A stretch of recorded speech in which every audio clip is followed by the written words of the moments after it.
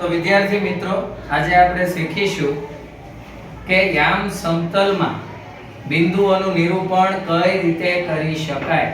જ્યારે આપણને આ રીતે અમુક બિંદુઓ આપેલા છે, બિંદુ A, B, C, D, E, F અને G, અમુક બિંદુઓના યામ આપેલા છે।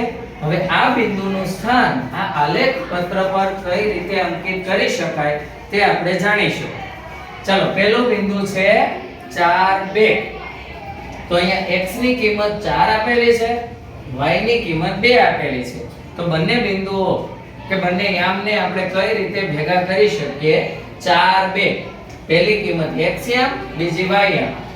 x યામની કિંમત 4 છે, y યામની કિંમત 2, એટલે y યામ ઉપરથી આપણે 2 પસંદ કરીશું, x પરથી 4, અને બંને બિંદુને જોડીશું। જ્યાં આપણને બંને બિંદુનું છેદ બિંદુ મળે તેને આપણે કહીશું બિંદુ A, 4, 2। આ રીતે આપણે બિંદુ B ને સંખ્યા રેખા પર આલેખ પત્ર પર દર્શાવીશું। -3, -2 બંને અક્ષ પર તમે જોઈ શકો છો માઈનસની નિશાની છે, એટલે ક્યાં આવશે? ત્રીજા ચરણમાં। ત્રીજા ચરણમાં બંને કિંમતો ઋણ હોય છે, તો -3 અને -2। પહેલી કિંમત x અક્ષ પરથી લઈશું, બીજી y અક્ષ પરથી। x અક્ષ પર -3, y અક્ષ પર -2, બંને બિંદુને જ્યારે આપણે જોડીશું ત્યારે આપણને મળશે બિંદુ B, -3, -2। બસ આ જ રીતે સરળતાથી બિંદુ C પણ દર્શાવી શકીએ। જુઓ, x ની કિંમત 3 છે, પણ એ 3 કેવી છે? પોઝિટિવ છે, એટલે પ્લસ છે, અને y ની કિંમત -1 છે, જે y અક્ષ પરથી લેવાની છે। અહીંયા 3 અને -1, જ્યારે બંને બિંદુને આપણે ભેગા કરીશું એટલે આપણને મળશે બિંદુ C, જે તમે આ રીતે દર્શાવી શકો, 3, -1, જે ચોથા ચરણમાં છે। હવે આપણે બિંદુ D જોઈએ, -3 માં +2, -3 ક્યાં છે? અહીંયા છે, અને +2 એટલે આપણે ઉપર તરફ જવાનું છે। ઉપર તરફ આપણે 2 એકમ આગળ વધીએ તો આપણને મળશે બિંદુ D, જેના યામ છે x સાથે કેટલું કનેક્ટ છે? -3, અને y સાથે 2, એટલે બિંદુ D। હવે જોઈએ બિંદુ E।